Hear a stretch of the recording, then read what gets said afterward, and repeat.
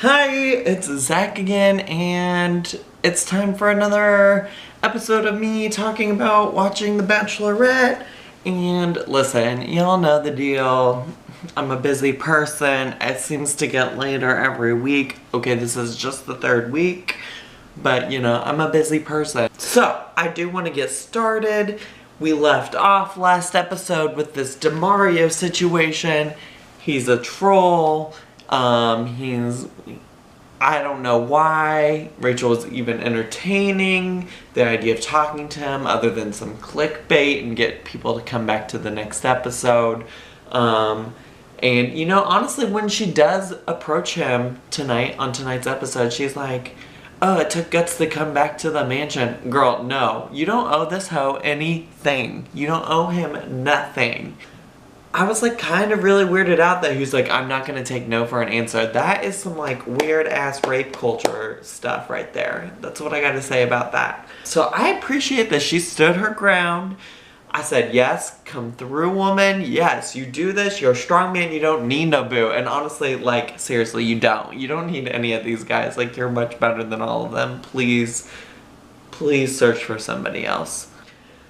But, you know, it is what it is. We transitioned into the, like, rose ceremony. Honestly, I don't remember all the guys that got eliminated because, let's just be honest, this whole portion of the show was really about Waboom versus Blake. And I have a lot of questions. Like, as out of control as Lucas is, like, I appreciate how much he got under the skin of Blake. Like, for real. Because Blake was annoying. Like, it's just annoying his obsession with Lucas. Like, I don't know. You know, I thought it was hilarious when Lucas had that one-on-one interaction with Rachel, and I was like, I think Blake has a crush on me. Like, he stood over my bed and ate a banana. And then Rachel was like, did he finish the banana?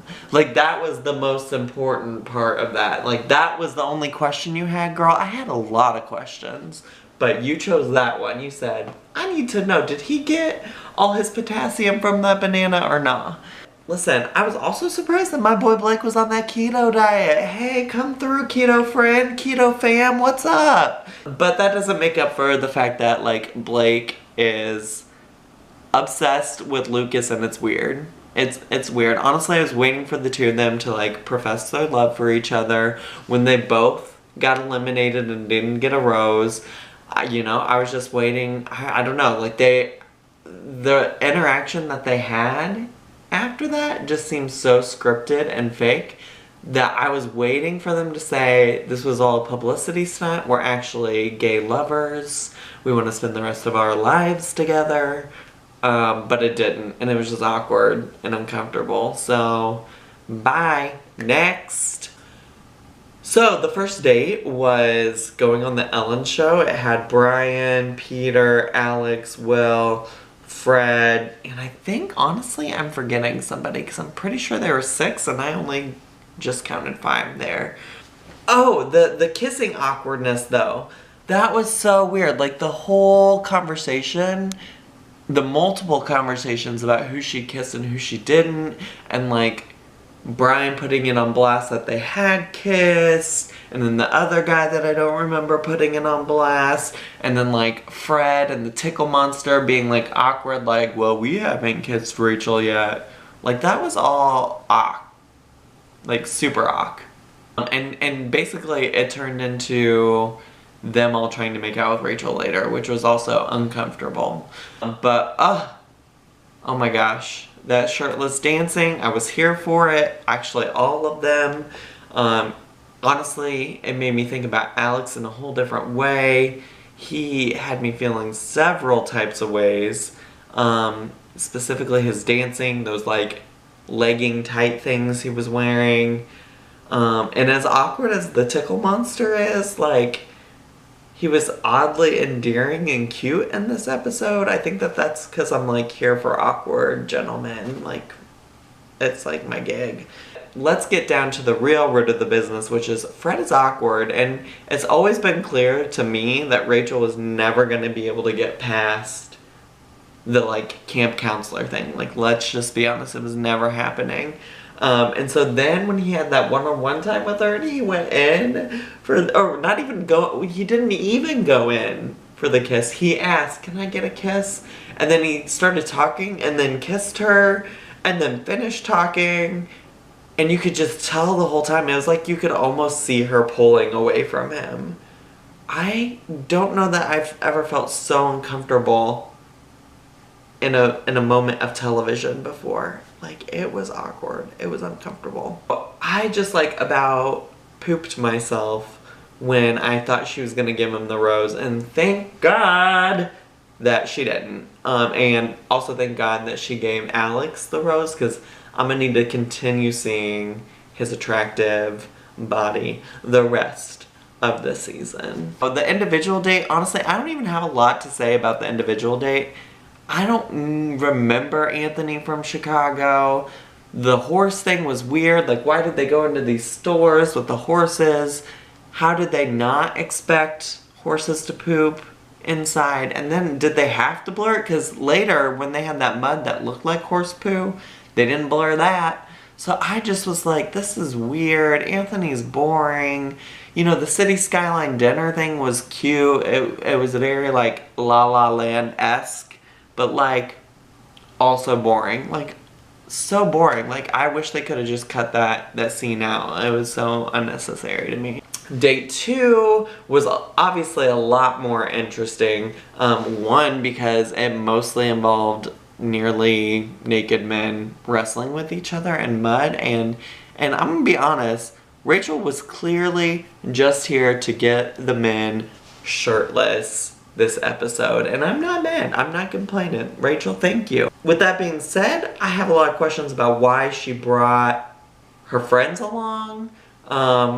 Like, why they here? And honestly, let's also be honest. I just said honest a whole lot. And Rachel is clearly the most attractive friend of that friend group. Like, those girls, like, I'm not trying to shame them, like, live their lives. But yeah, Rachel is clearly like the hot friend in that group, if we're being honest. And then Raven in particular, who I guess, like, are all of these girls like previous Bachelor contestants?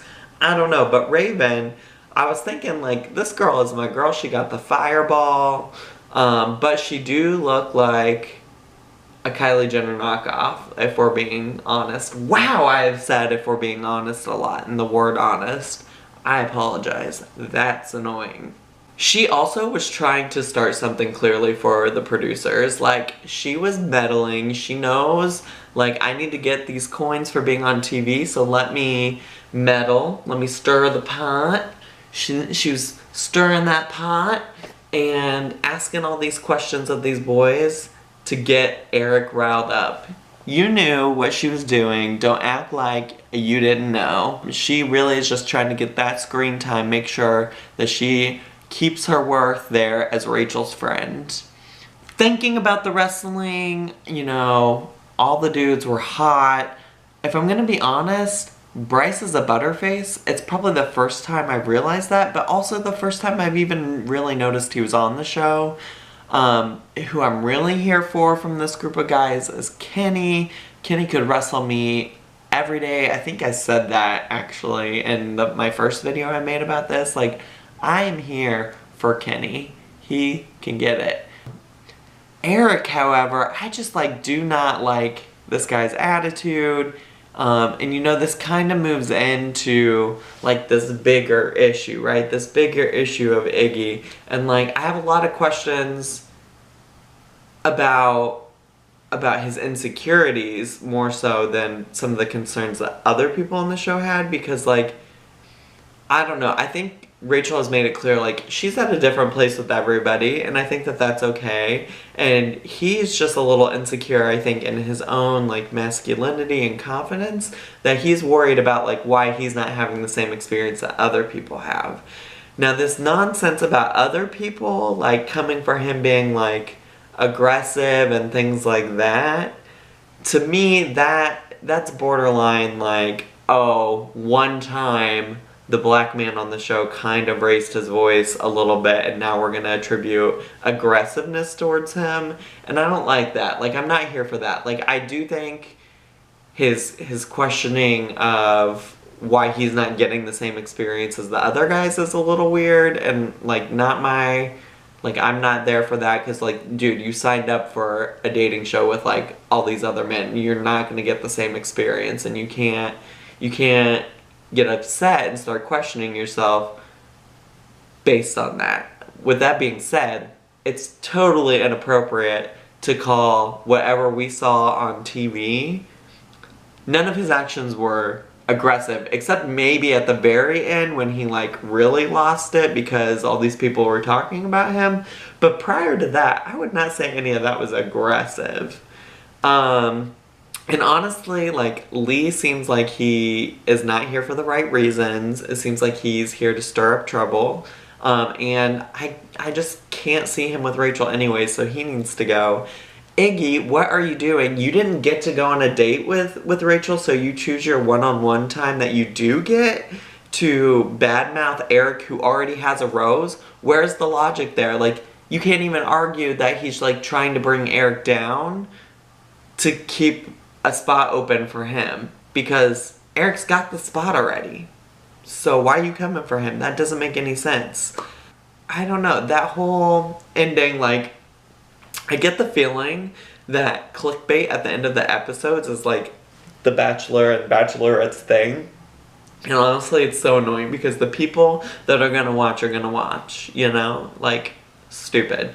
Please stop with the clickbait. Just give me like a solid story arc, front to start. Like, I don't want to wait until next week to learn this. Like, I'm barely hanging on to this television show as it is, if we're being honest. So I thought the other thing that might be fun to do before I go is to let you all know who my top guys are. And right now, I think I have 4. If I'm like really thinking about the collection of episodes that I've watched, my 4 people are Alex. This episode won me over for him. Peter, like, I'm really charmed by that gap in his teeth. Kenny, because like I said, he can wrestle me anytime he wants. And Brian, who won me over, like, the first couple episodes was a little more low-key this time.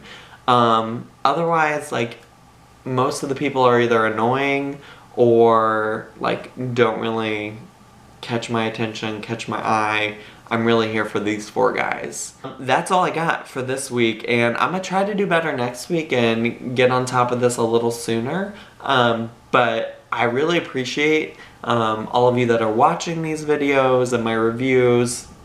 It means a lot to me. I hope that you keep watching, clicking subscribing, clicking like, commenting, those kinds of things.